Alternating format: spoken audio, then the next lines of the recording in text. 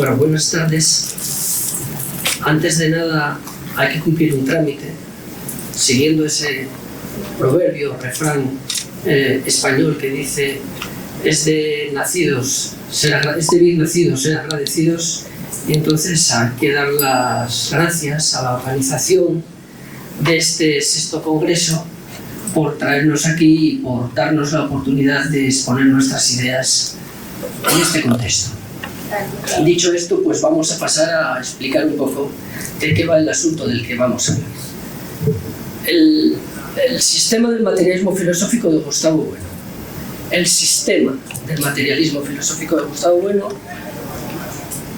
trataré de exponer bajo este rótulo en qué consiste este sistema y por qué hablamos de un sistema. Es lo importante, ¿no? Quizás recojo aquí el relevo que me pasa Eduardo cuando casi acaba su conferencia diciendo que lo importante, aparte de tener una serie de principios filosóficos que estén funcionando y que sean dialécticos, etc., lo importante es que esos principios estén acogidos a un sistema. Y entonces vamos a ver por qué hay un sistema en Gustavo Bueno y qué quiere decir eso del sistema. Para exponer esto, lo que voy a hacer va a ser elaborar un discurso que se puede canalizar en 3 partes. La primera parte consiste en hablar de qué se entiende por un sistema y en qué sentido hay un sistema y hay un sistema filosófico y en qué sentido el sistema del materialismo filosófico lo es. Y a continuación, entonces, exponer las líneas generales constitutivas de este sistema. Y finalmente, esta es la primera y la segunda, y finalmente de lo que se trata entonces es de ver hasta qué punto, ateniéndonos al pensar español, la apuesta por la identidad dominicana, hasta qué punto entonces tiene que ver con la lengua española la sistematicidad de un sistema. Esto es de lo que se trata. Entonces vamos a empezar comentando estos asuntos. La primera cuestión que quiero plantear es esta. Seguramente mucha gente pensará que cuando se habla de sistema, mal asunto, porque el sistema implica una doctrina y entonces la doctrina puede significar cierto dogmatismo a la manera de lo político y que por lo tanto que el sistema, pues, que quien habla de sistema cae bajo la sospecha de lo dogmático, de lo doctrinario, de lo que es político, y evidentemente pues igual no le faltaría razón, porque de alguna manera pues el sistema tiene que tener alguna doctrina detrás, eso está claro, ¿no? Pero se puede responder a esta objeción de dogmatismo y de doctrinario que puede ser un sistema.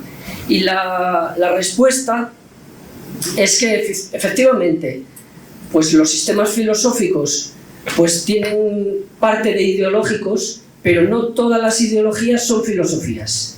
Y entonces aquí ya mantenemos el primer sesgo de diferencia, porque el sistema filosófico, el materialismo filosófico y otros sistemas se incardinan con determinados aspectos que se separan de las ideologías o se mantienen críticamente a distancia de las ideologías. Y vamos a ver por qué, porque las ideologías lo que tienen son unas características que se distancian de la crítica en la medida en que hacen bucle sobre sus mismas presupuestos y no tienen en cuenta la concatenación con los argumentos del contrario, mientras que un sistema filosófico tiene que tener en cuenta los argumentos del contrario, contar con ellos e intentar reducirlos al máximo y, si puede, aprovechar esos argumentos para incorporarlos a su propio sistema. Mientras que cuando vemos los políticos en el Parlamento a veces ni siquiera hacen esto,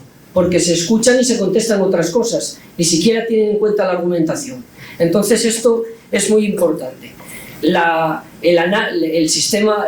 Un determinado sistema filosófico que se precie en cuanto tal tiene que estar constantemente conociendo al contrario, tiene que exponer al contrario al dedillo y tiene que saber perfectamente cuáles son los elementos característicos y las contradicciones internas que tiene el contrario para ponerlas de manifiesto. Y entonces el sistema se ve obligado a tener en cuenta esas cuestiones.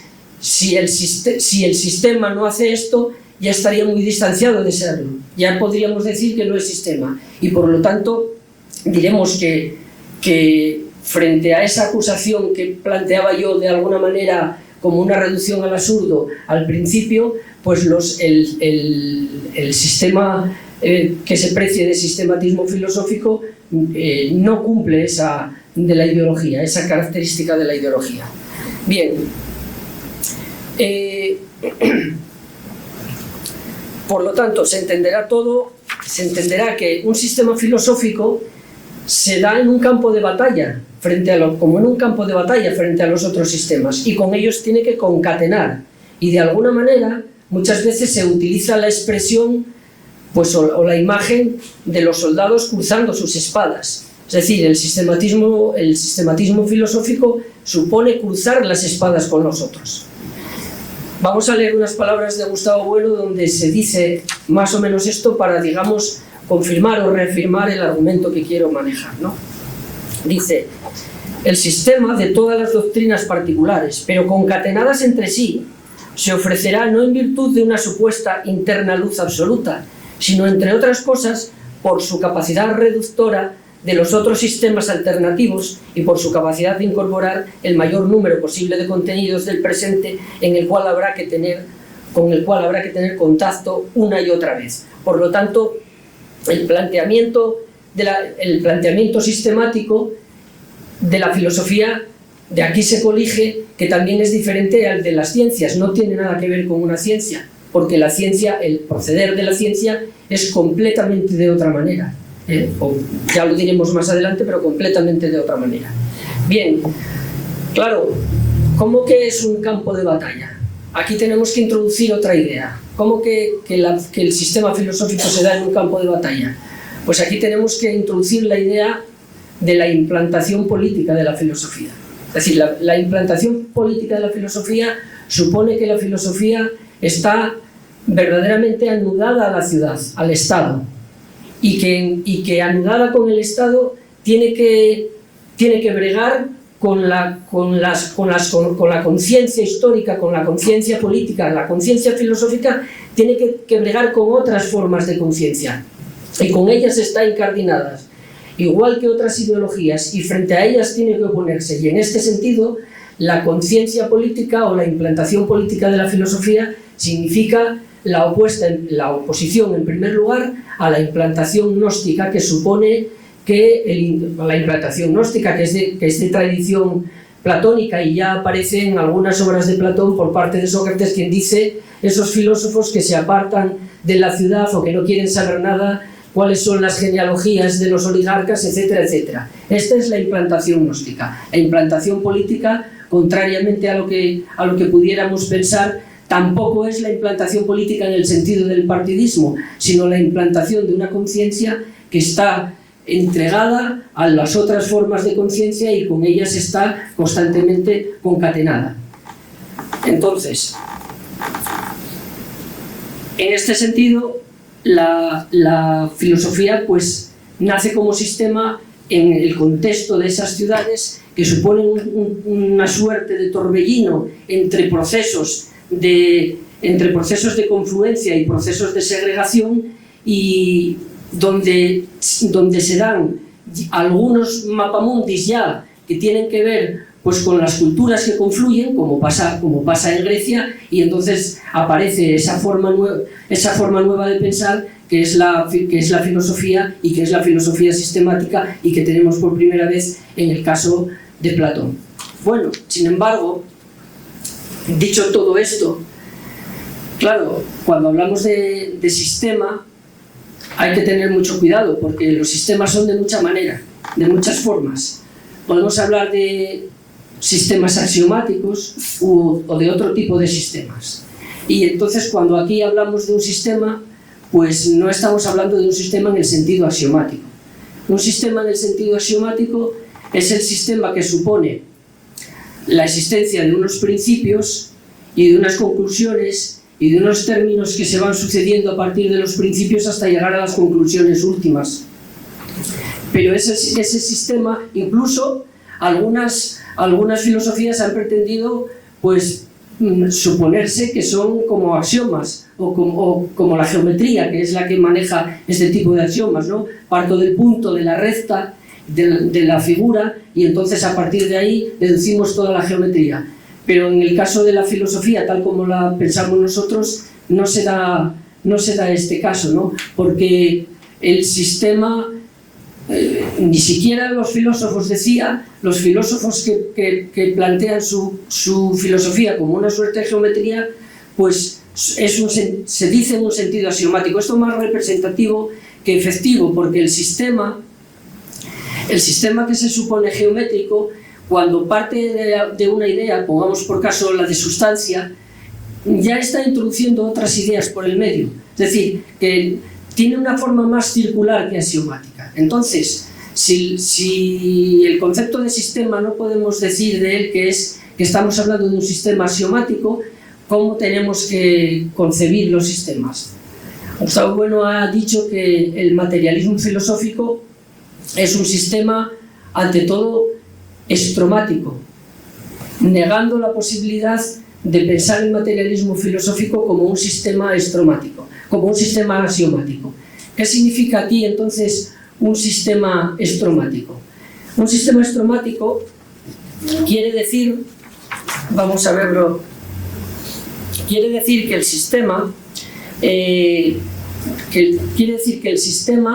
no procede de unos axiomas que se van sucediendo, sino de unas líneas genéricas que no son tan evidentes y que se proceden por criterios apagógicos, más que como procede el sistema axiomático, ¿no?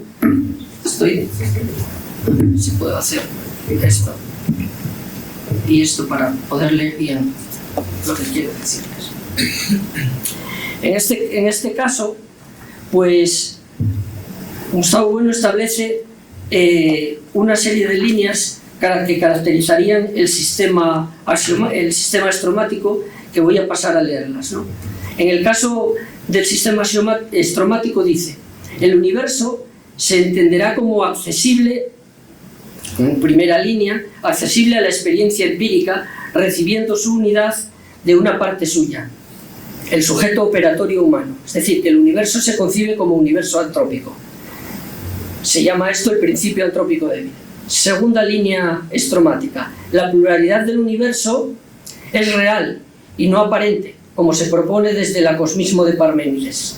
Tercera línea: el principio de discontinuidad o simploqué, que viene a decirnos que no todas las cosas están conectadas con todas, pero algunas están conectadas con una, y plantea este principio de discontinuidad, pero inmediatamente Gustavo Bueno plantea la cuarta línea, que es el principio de codeterminación, como corrigiendo el principio de discontinuidad.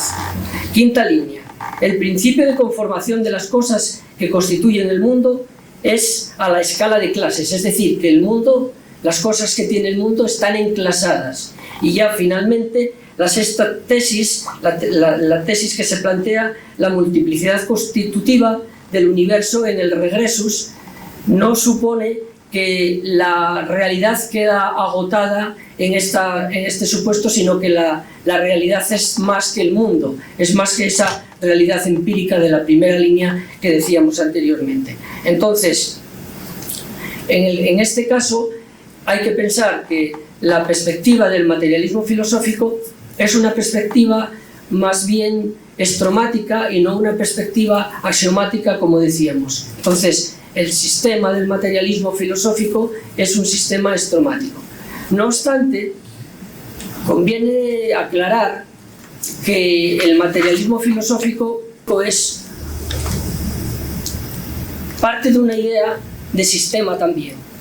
Una idea de sistema que es completamente diferente a la de Lalande, que es esta idea,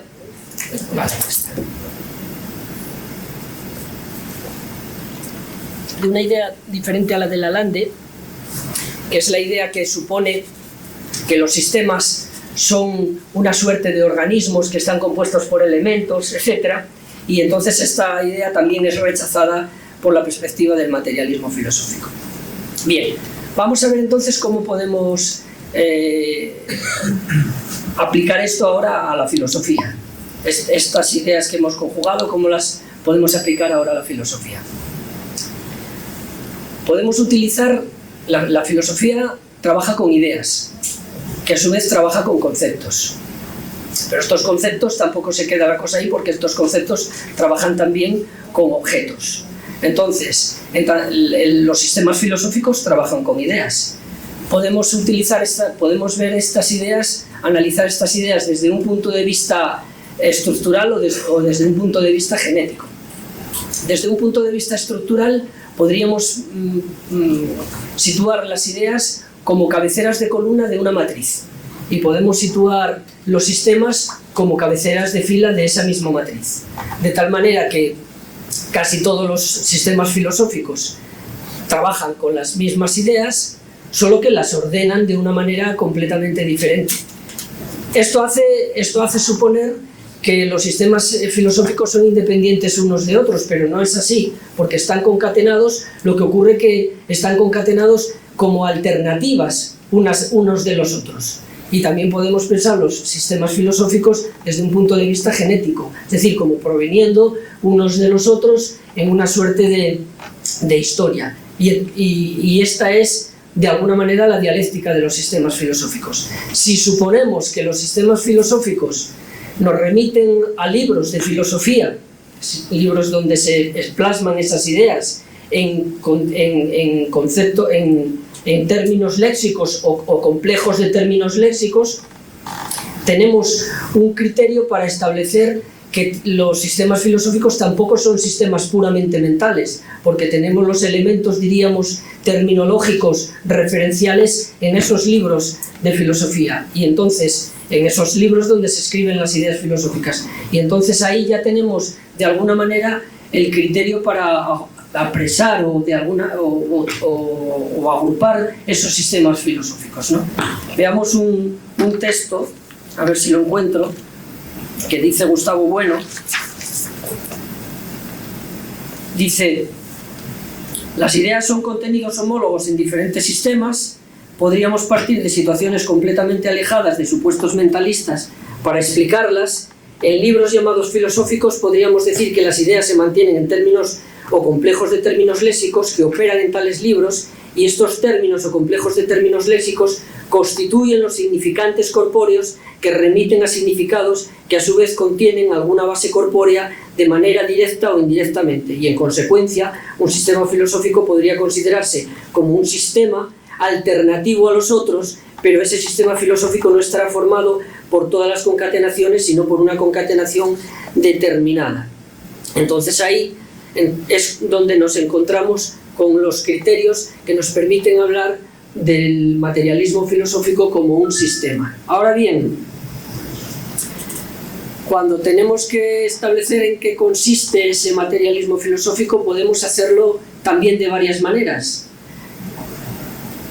¿De qué maneras son esas? Podemos hacerlo de una forma, podríamos decir, de alguna manera completamente genérica, analítica, tal como se hace, por ejemplo, en las facultades de filosofía, o como se hace en muchos libros de filosofía, a la hora de hablar de los sistemas y decir, bueno, pues el sistema filosófico tiene que tener una parte preambular, tiene que tener una parte ontológica, tiene que tener una parte gnoseológica, algunos le llaman epistemológica, pero es una cosa completamente distinta, que no tiene nada que ver. Tiene que tener una parte antropológica, una parte ética y moral, una parte estética y de filosofía del arte. Sin embargo, esta manera de proceder es excesivamente genérica, digo con respecto al materialismo filosófico. ¿Por qué es excesivamente genérica? Porque se construye bajo el supuesto de que cada una de las disciplinas que acabo de hablar, la disciplina ontología, la disciplina gnoseología, la disciplina ética o moral, son disciplinas completamente independientes, y esto es lo que ocurre cuando se explica en la facultad. Cuando se explica en la facultad ética o moral o epistemología, pues lo típico es suponer que esta es una disciplina completamente independiente, que tiene valor por sí misma, y entonces se va metiendo en ese cajón todo lo que dicen los distintos profesores o las distintas corrientes, pero esto es una butade, por decirlo de alguna manera. ¿Por qué? Pues porque cada una de las cosas que se están diciendo de epistemología, ahí se meten a Popper, se mete a Lakatos, se mete a Feyerabend, se pone a Kuhn, pero hablando de epistemología, pero ¿cómo se hace esto? Si lo que dice Popper se opone a lo que dice Kuhn, y Lakatos dice otra cosa, y Hempel dice otra cosa, y los empiristas lógicos dicen otra cosa, porque pertenecen a sistemas diferentes, pero resulta que se meten todos dentro de la epistemología, como si fuese la epistemología la que tiene unidad. Esa manera de componer que hacen en las facultades en general, esa manera de componer las asignaturas es una manera completamente exenta, que supone que son independientes, porque está calcada porque está de alguna manera inducida por lo que denominaríamos, aunque lo que denominaríamos la filosofía administrada, por las facultades de filosofía o por los ministerios de educación. Y entonces, ¿por qué lo hacen así? Porque están suponiendo que son disciplinas, a la manera como puede ser la historia, o como puede ser la geografía, o como puede ser la geología. Y entonces dicen, bueno, pues la epistemología o la antropología filosófica. Pero esto no puede ser así, porque esas antropologías filosóficas, la antropología filosófica que mete a un plantel de autores completamente diferentes y nos pone lo mismo a San Agustín y nos lo pone al lado de Feyerabend, de Feuerbach, o nos lo pone al lado de Scheler, y así sucesivamente, pues están suponiendo que esta materia se forma eclécticamente, y eso no puede ser, porque cada uno de estos autores nos remite a su propio sistema o a la corriente doctrinaria a la que pertenece, y entonces esa manera de concebir el sistema filosófico no nos sirve, no puede servirnos. Tenemos que utilizar otros criterios para concebir cómo puede ser el sistema filosófico, o cómo puede ser un sistema filosófico determinado. El criterio tiene que ser un criterio de alguna manera interno, o que se plantee de tal manera por el propio sistema para que se definan sus disciplinas. ¿Por qué? Porque las disciplinas que forman parte de un sistema filosófico determinado, preciso, son disciplinas que se relacionan entre sí en simploqué. Esto no quiere decir ¿qué quiere decir la simploqué? Pues todo lo contrario a que todas las disciplinas son doctrinarias y uniformes, sino que en algunas tienen algunas conexiones con otras, con unas y otras con otras. Antes veíamos como el profesor Eulogio nos hablaba de la ética, de la moral y de la política, y veía los contactos que podían haber entre algunas de estas disciplinas, pero después en otras se mantiene con cierta independencia, y así sucesivamente. Pues para el caso del materialismo filosófico, tenemos que el profesor Gustavo Bueno pues nos ha dado una manera de concebir el sistema propio del materialismo filosófico. Tengo aquí un texto que es fundamental para entender esto, ¿no? Es lo siguiente. Él utiliza una serie de criterios para establecer cómo es el sistema del materialismo filosófico y en qué se diferencia de otros sistemas, pero sobre todo en qué se diferencia de esa manera genérica, analítica, de ver los sistemas tal como expuse hace un momento, para evitar el caer en la idea de que cada una de las disciplinas que componen el sistema son disciplinas exentas, y porque no es posible eso. Estas disciplinas tienen cierta conexión de sinalogía o atributividad entre unas y otras, ¿no? Vamos a ver lo que nos dice.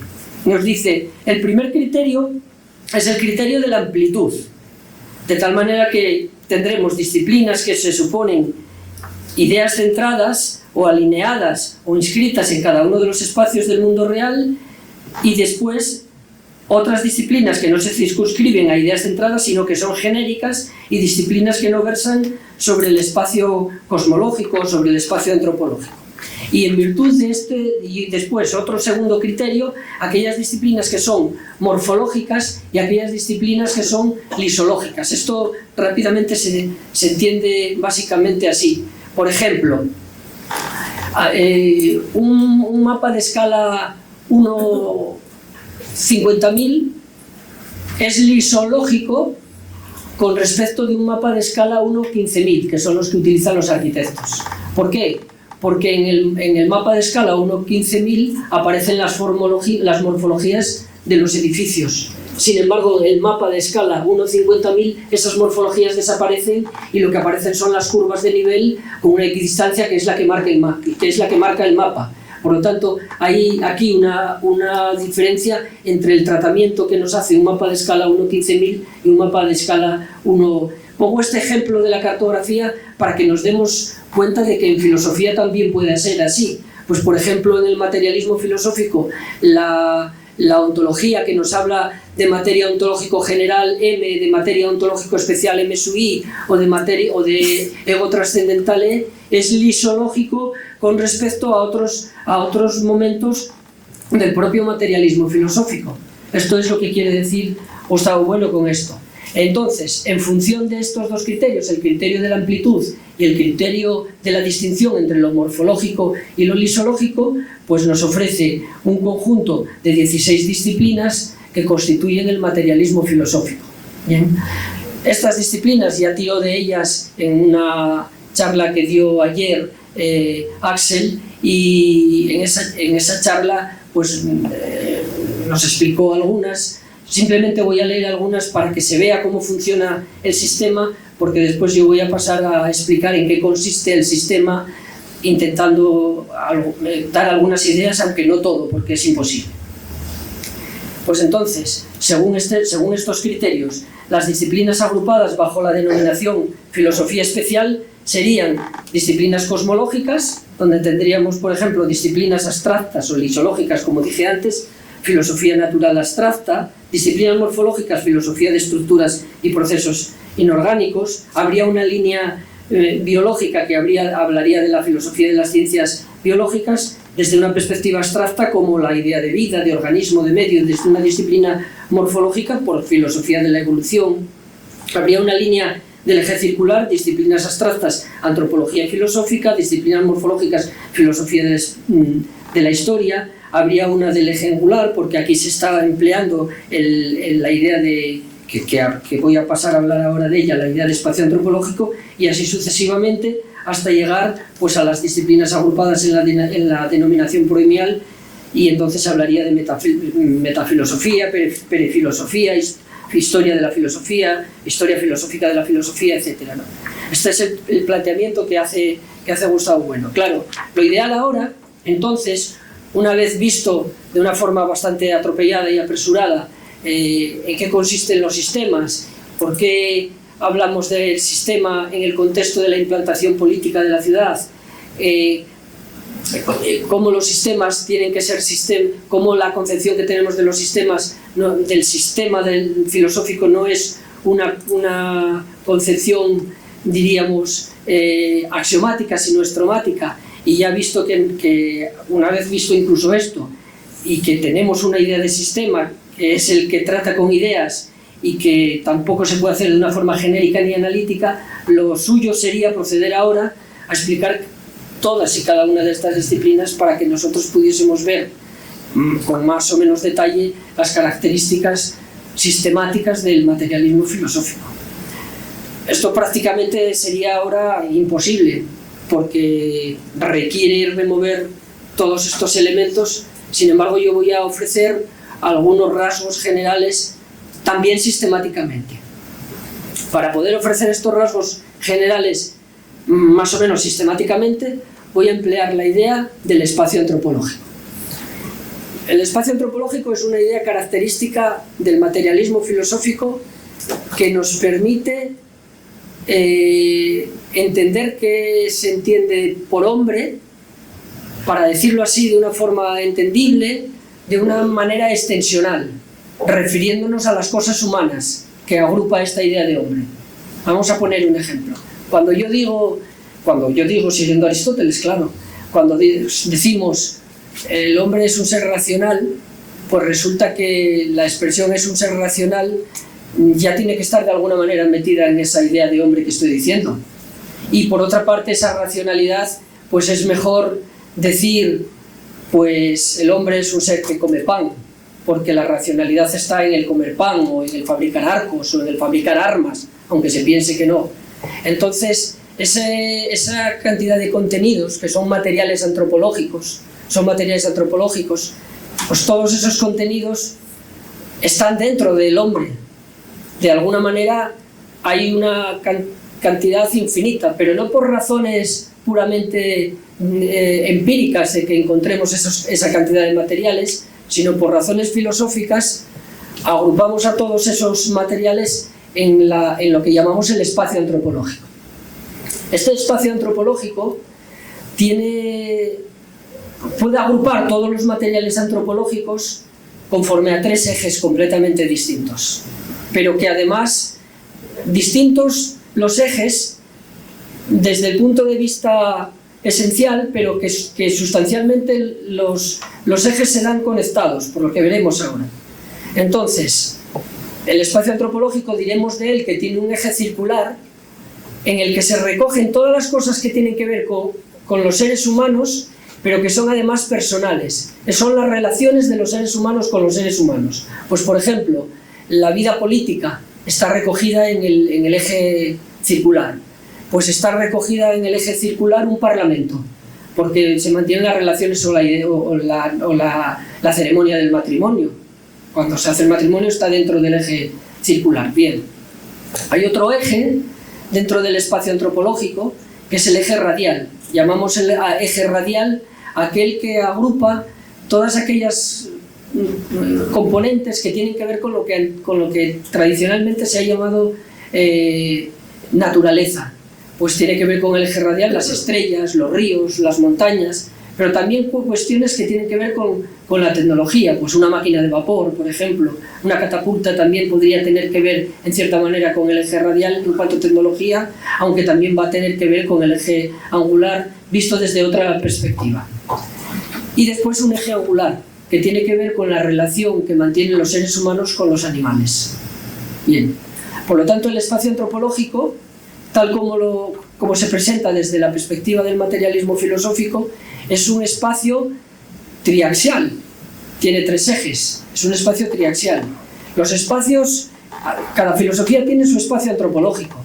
La filosofía de Fichte tiene un espacio antropológico monoaxial, es el yo contra el no yo, que se supone que es la naturaleza, pero que quien pone la naturaleza es el yo, y por lo tanto es como si visto desde nuestra perspectiva lo quisiésemos reducir todo al eje circular, desde lo que dije antes. Todo se reduce a los humanos, al hombre. Hay antropologías filosóficas que tienen 2 ejes. Por ejemplo, el marxismo. El marxismo tiene, por una parte, a la naturaleza y por otra parte, a la cultura o a la producción.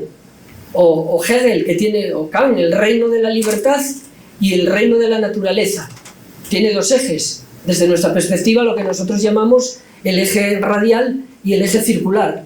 Es decir, que visto desde esta perspectiva, el materialismo filosófico se nos está presentando como una filosofía muy potente, no solo para dar cuenta del material antropológico, sino para dar cuenta de las otras filosofías con sus otras antropologías. Tiene capacidad reductiva. Bien, entonces, dicho esto, podemos utilizar el esquema del espacio antropológico para sistematizar las ideas del propio materialismo filosófico, como ha hecho Gustavo Bueno, quien en algún momento nos viene a decir que la idea de espacio antropológico podría ser interpretada como el mundo conceptualmente interpretado. Nos lo dice así en el libro que es Filosofía. Es decir, el espacio antropológico hace la idea del mundo actual conceptualmente interpretado. ¿Pues por qué?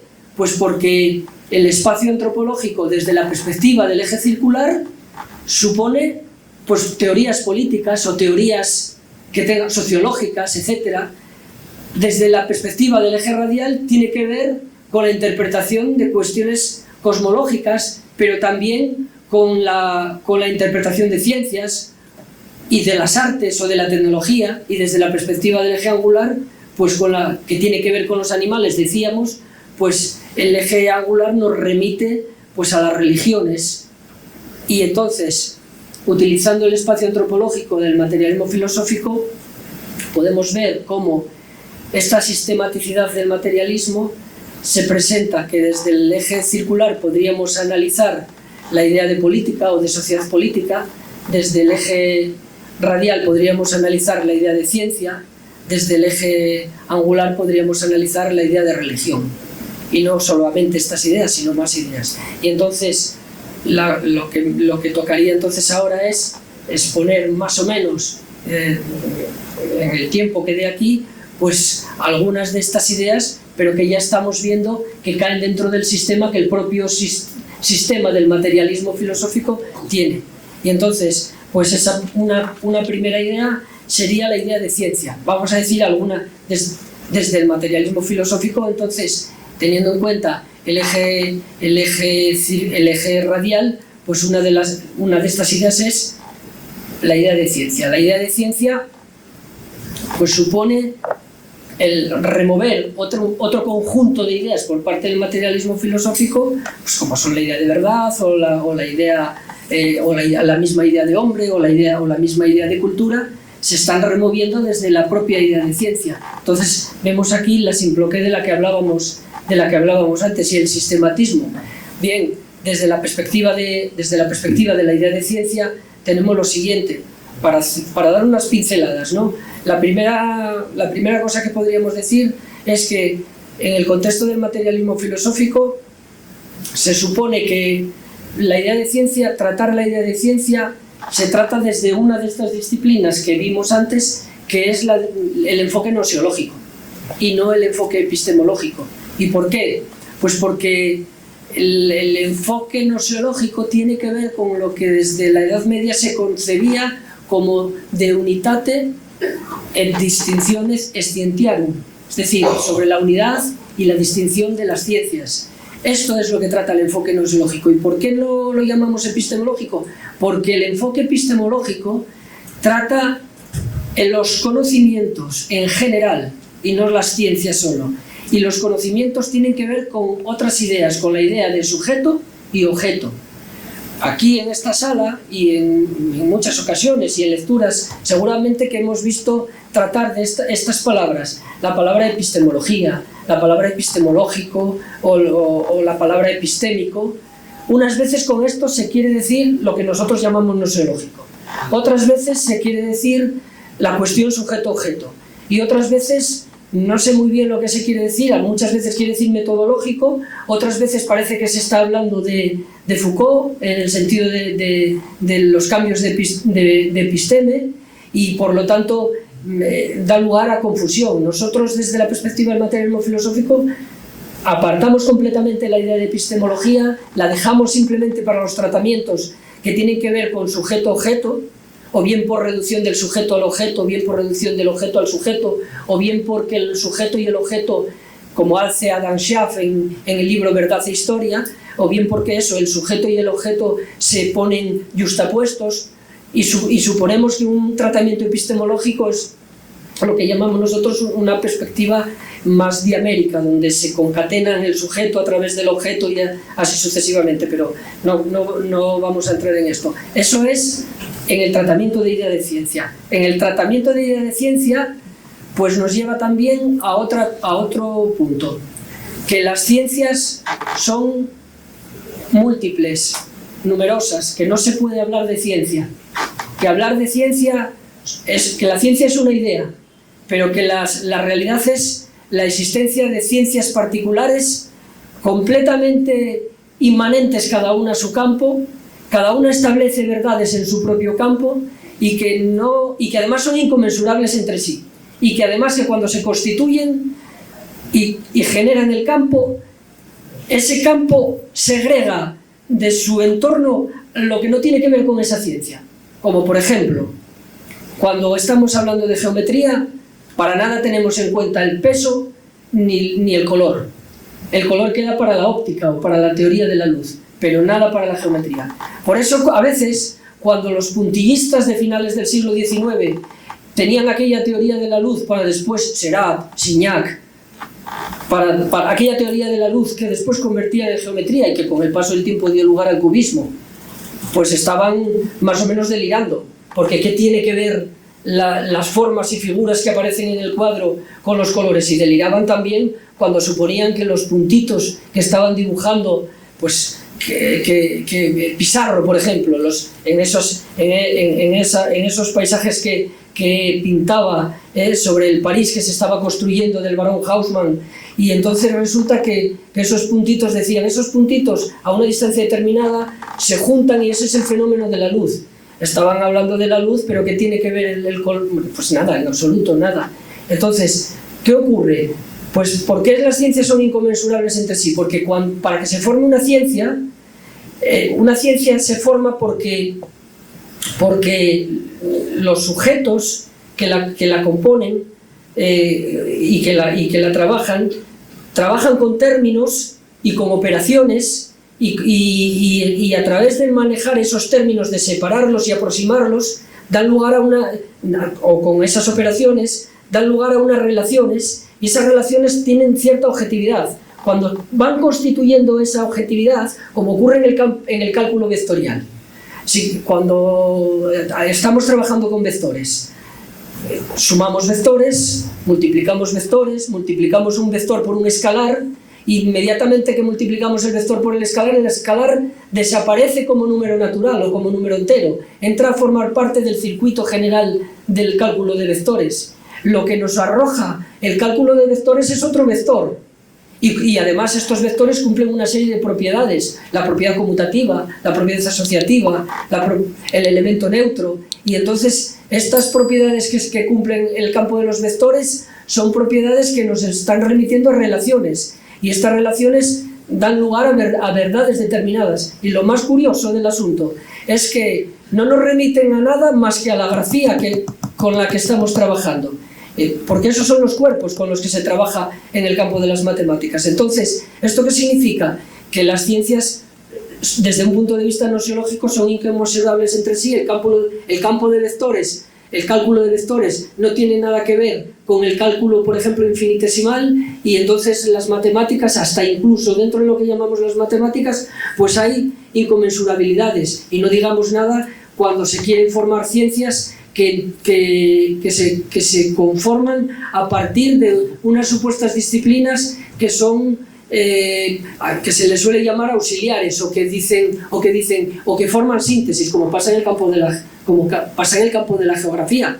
En el campo de la geografía concurren la geomorfología y la climatología, ciencias que cuando se construyen no tienen nada que ver. ¿Qué tiene que ver un centro de acción anticiclónica o de borrasca con una diaclasa de rocas graníticas? Pues nada, en absoluto.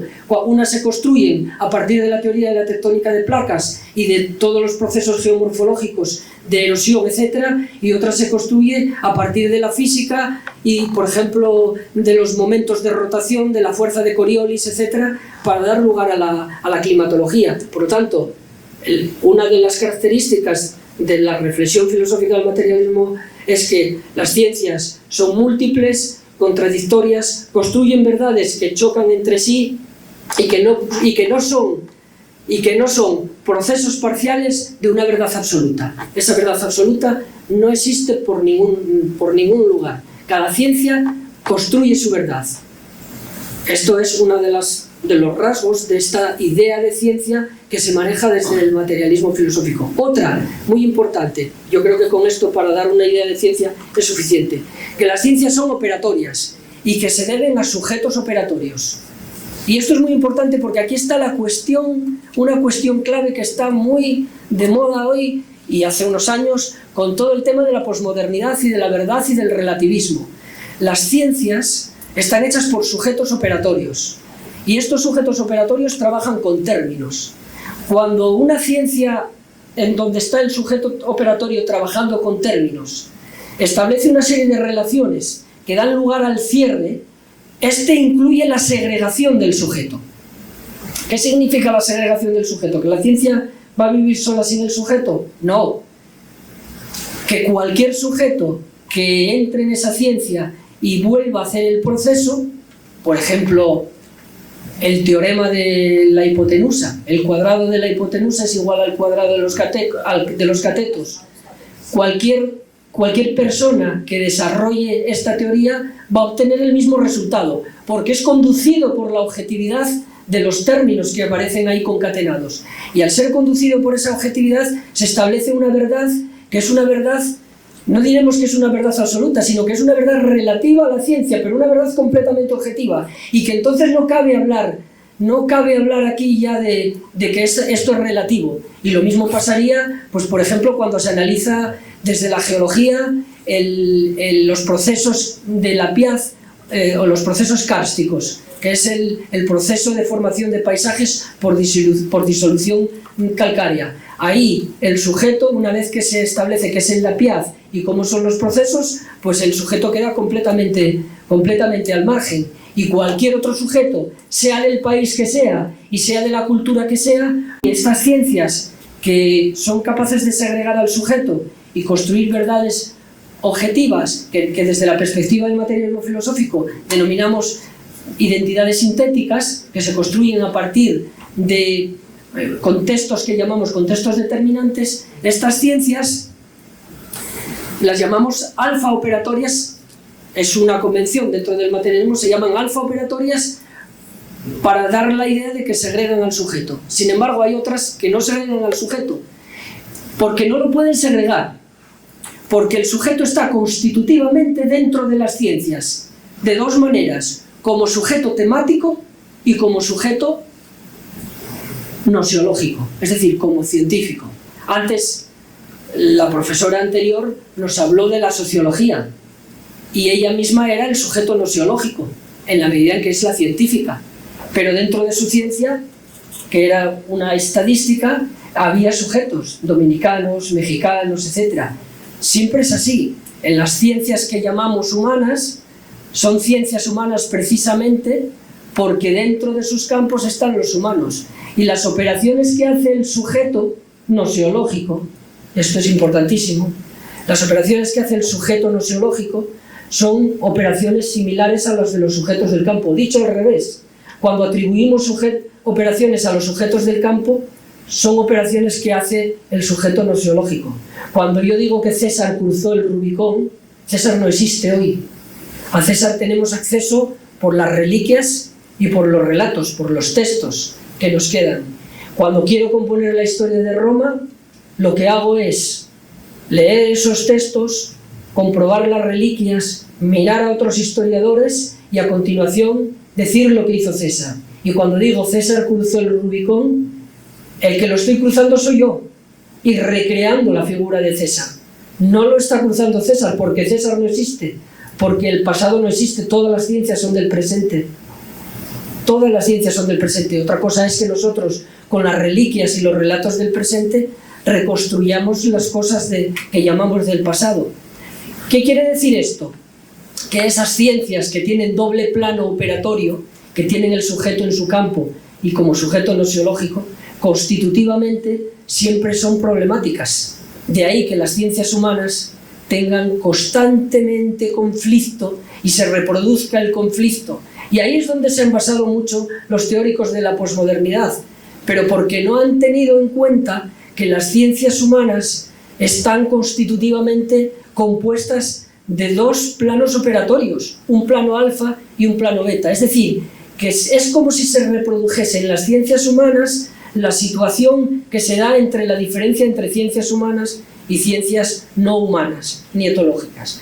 Entonces diremos que las ciencias humanas tienen un doble campo, tienen momentos alfa y momentos beta, momentos que las acercan más a situaciones casi que no son ni científicas y momentos que las pretenden acercar más a situaciones muy científicas. Eso se ve en psicología. El psicoanálisis se mueve a una escala pues prácticamente que no es científica. ¿Por qué? Porque tiene que estar el sujeto nosiológico, que es el analista, y el otro que está en el diván. Están los dos sujetos. Mientras que la reflexología o del Pavlov llegan hasta determinado punto que desaparecen, parece que quiere desaparecer del campo el otro sujeto, ¿no? Entonces, a grandes rasgos, estas son cosas que se tratan en el materialismo filosófico desde esta perspectiva que yo llamaba radial, o que configuramos a partir del espacio antropológico sistemáticamente. Pero esta perspectiva también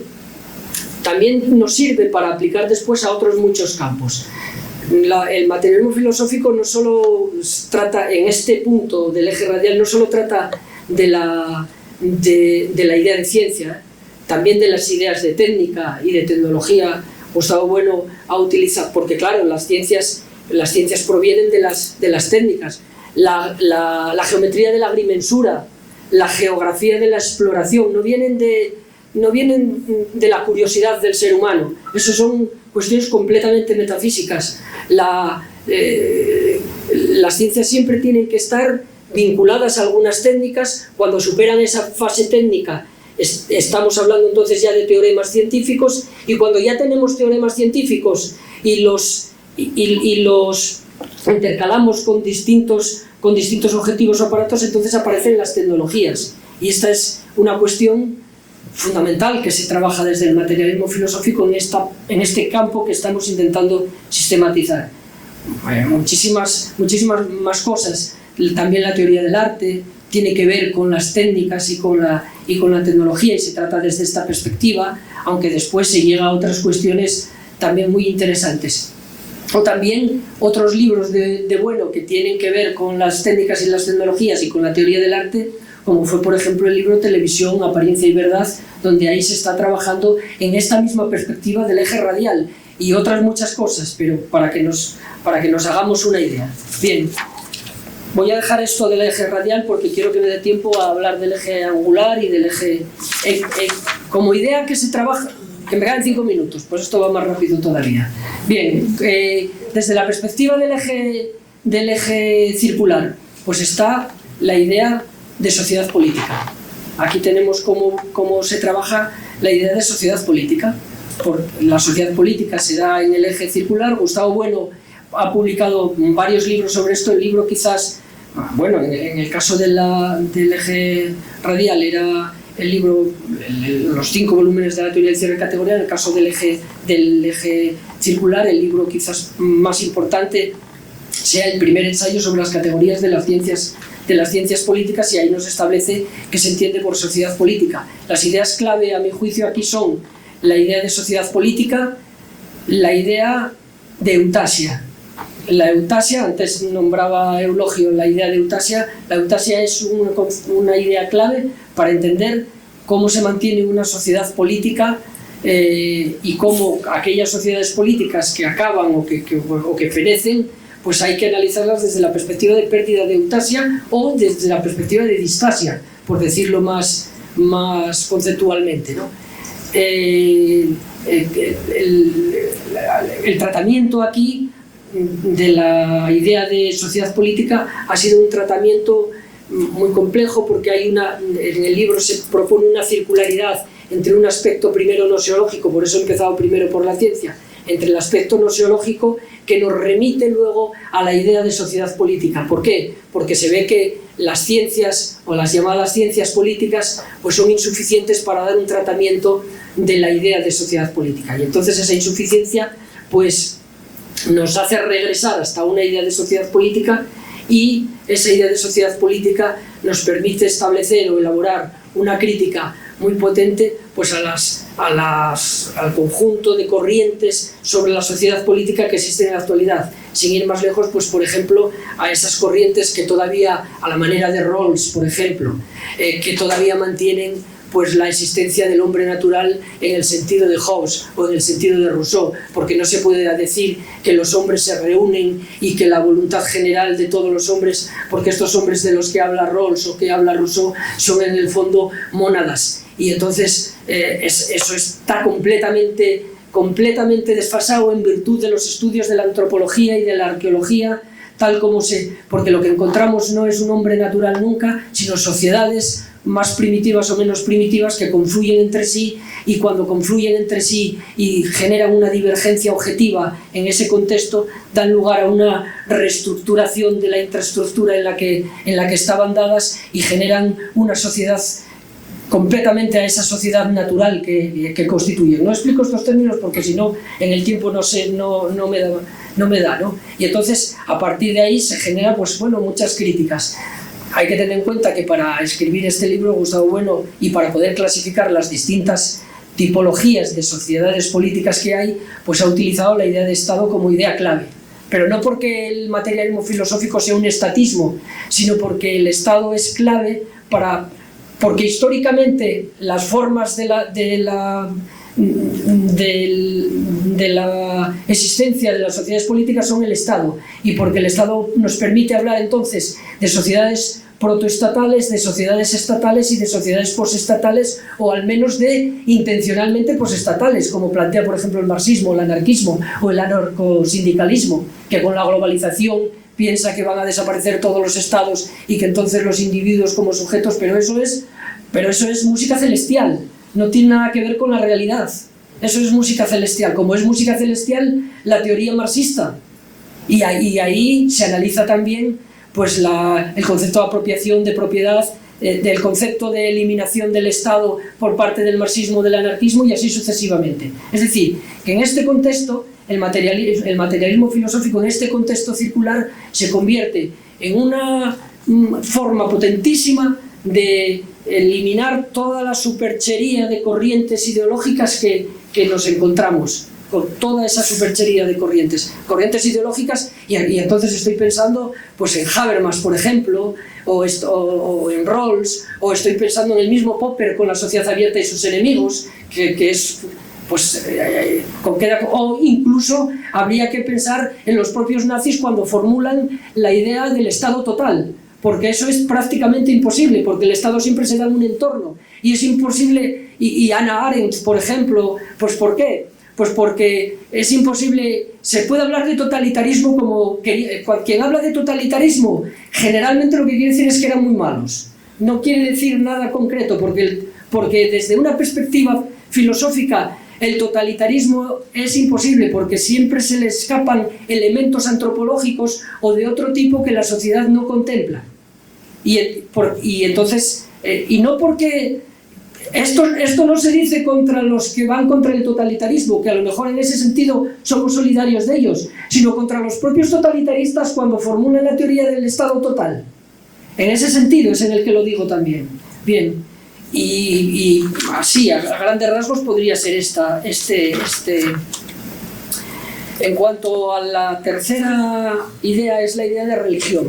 En este sentido, el materialismo filosófico va principalmente contra el espiritualismo, pero la idea de religión que formula aquí es una idea, a mi juicio, muy original, ya desde el primer momento en que la vi, y la idea esta lo que propone es también un movimiento dialéctico a la hora de analizar la religión, un movimiento dialéctico circular, partiendo de las ciencias que se dedican a la religión, algunas ciencias demasiado genéricas como la sociología, la psicología o la antropología, porque parten de supuestos que son ya genéricos. ¿Qué quiere decir esto? Quiere decir que explican la religión con criterios que se explican otras cosas, y entonces si de lo que se trata es de explicar la religión, los criterios no pueden ser genéricos. Cuando por ejemplo explicamos la religión por el miedo, o cuando explicamos la religión como en psicología, o cuando explicamos la religión por cuestiones de tipo ecológico, o cuando se explican las religiones por cuestiones de tipo sociológico, pues por el poder de los curas, este tipo de explicaciones son genéricas a otro tipo de componentes de la sociedad. Es decir, también se puede explicar otras cosas por el miedo, o se pueden explicar otras cosas por cuestiones de tipo sociológico, y entonces, una vez recorrido todo el proceso de ciencias, la teoría de la religión del materialismo filosófico desemboca en una idea de religión, pero se encuentra con el problema de la verdad. El problema de la religión es el problema de la verdad, y entonces, por decirlo así, la máxima que sigue sería esta, ¿no? Non credo cuya non absurdum. Es decir, no creo, pero no es absurdo. No creo, pero no es absurdo. Es decir, si no es absurdo, es que tiene que haber un fulcro de verdad a partir del cual se ha formado la religión. Y entonces quedan tres posibilidades para ver cómo se formó la religión. Pues, por ejemplo, por adoración de montañas, piedras, etc., un criterio radial. Volvemos otra vez al espacio antropológico. Y vemos ya el sistematismo, cómo está funcionando. O porque los seres humanos adoran a otros seres humanos antepasados, o que sueñan con ellos, espíritus, ánimas. Ese es el espacio, el eje circular. Lo que dice Gustavo Bueno es que los seres humanos conviven con los animales y que en el proceso evolutivo que tiene lugar más atrás de 15.000 años, magdaleniense, pleistoceno desde el punto de vista geológico, magdaleniense, el magdaleniense ya empiezan a aparecer las pinturas de las cavernas, el gravetiense, el auriñaciense, o incluso el paleolítico medio musteriense, o el achelense o el chelense, el paleolítico inferior. Entonces, ¿qué ocurre? Que ahí los seres humanos conviven con una serie de démones que nosotros encontramos que son en los númenes, que nosotros encontramos que son en los animales, esos númenes. Y entonces es ese contacto con los animales el que, a partir de unos momentos iniciales que podríamos llamar de religión natural, se van configurando una serie de esencias reforzadas por las propias pinturas y por los procesos de caza, etcétera, que dan lugar a una religión que nosotros llamaríamos religión primaria.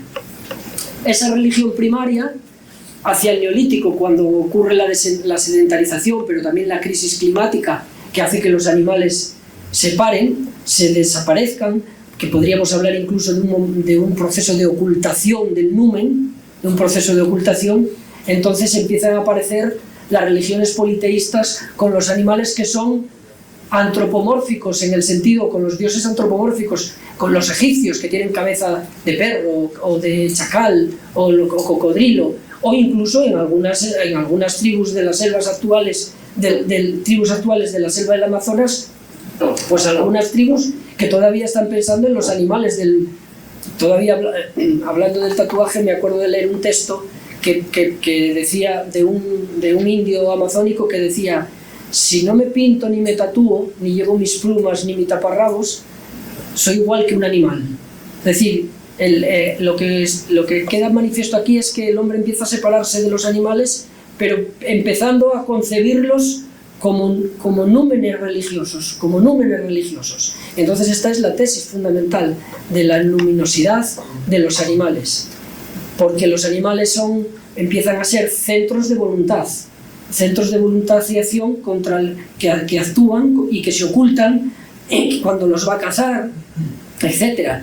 Y entonces el materialismo filosófico en este punto mantiene esa tesis de la divinidad proveniente de los animales. De ahí que el libro de Bueno se titule El animal divino. No es la única obra que tiene que ver con la religión, también están las cuestiones fundamentales sobre Dios y la religión, donde toca asuntos variadísimos, como desde experiencias personales con la luminosidad hasta las cuestiones del impuesto religioso.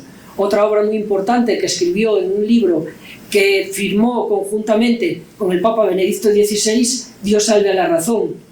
Y otra obra muy importante, La fe del ateo, donde se tocan aspectos desde política, fetichismo, arte, etc., y donde se expone la idea de ateísmo esencial de Gustavo Bueno. Bien, acabo ya, nada, 2 minutos. Bien, esta sería entonces, porque no puedo recorrer todo el sistema, teniendo en cuenta entonces todo esto,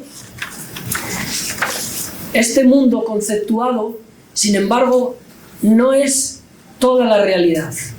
Este mundo conceptuado requiere un aspecto ontológico también y requiere regresar críticamente a la materia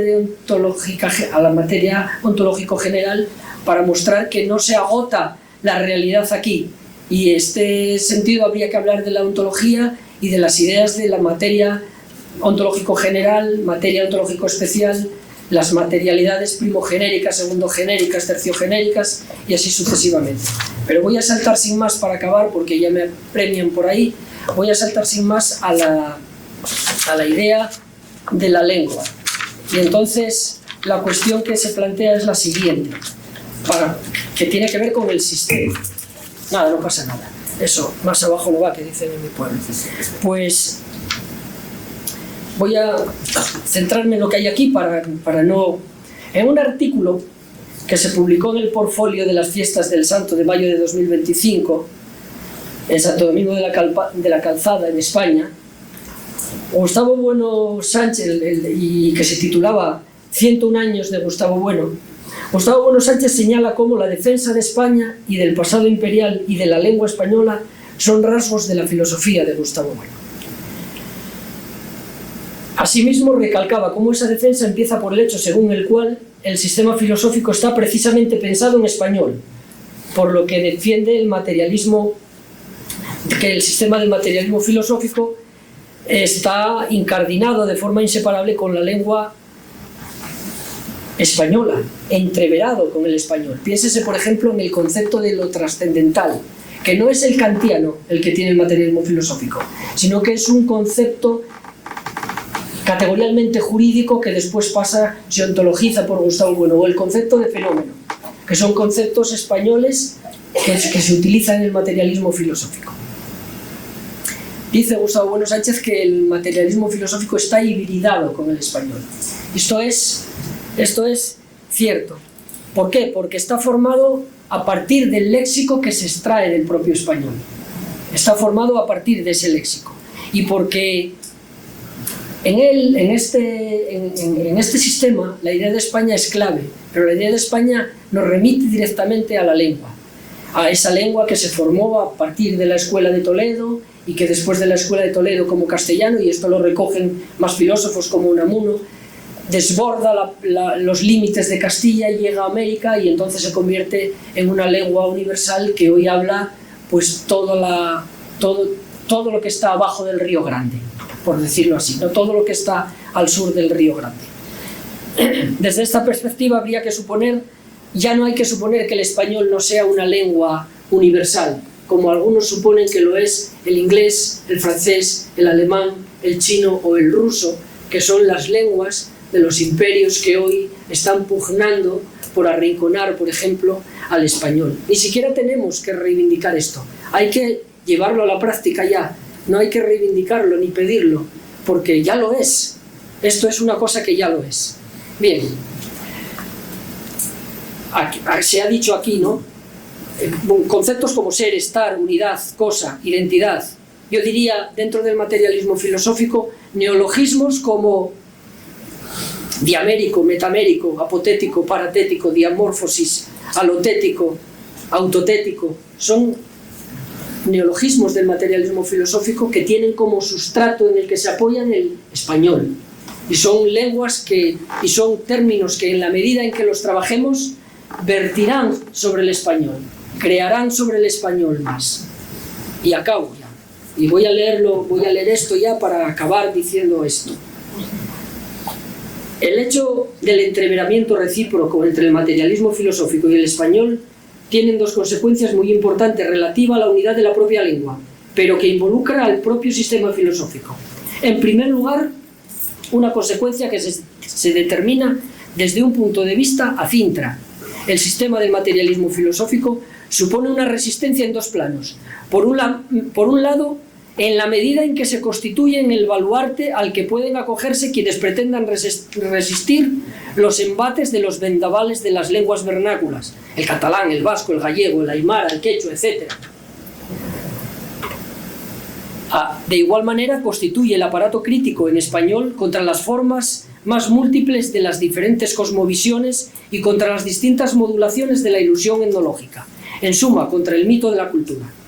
En segundo lugar, una consecuencia que se determina desde el punto de vista ancestral, hacia el exterior, y ahora se podrá decir que nos encontramos ante una filosofía sistemática, pensada en la lengua de Cervantes, que no se somete a la servidumbre que de alguna forma supone la metodología negra, de tener que repetir o reproducir los pensamientos formulados en otras lenguas. Se habló ayer aquí de eso, de otras lenguas, que ¿por qué tenemos que repetir lo que hacen en otras lenguas? No se dirá, pues, que la reflexión filosófica, reflexión de segundo grado, en español, que entraña el sistema del materialismo filosófico de Gustavo Bueno, se orienta según soplan los vientos de poniente, de levante o boreales, porque está vinculada en sus jalones a la propia tradición marcada en su pensamiento común y universal. Y acabo diciendo lo que he oído aquí a los chicos que salían. ¿Es cuándo?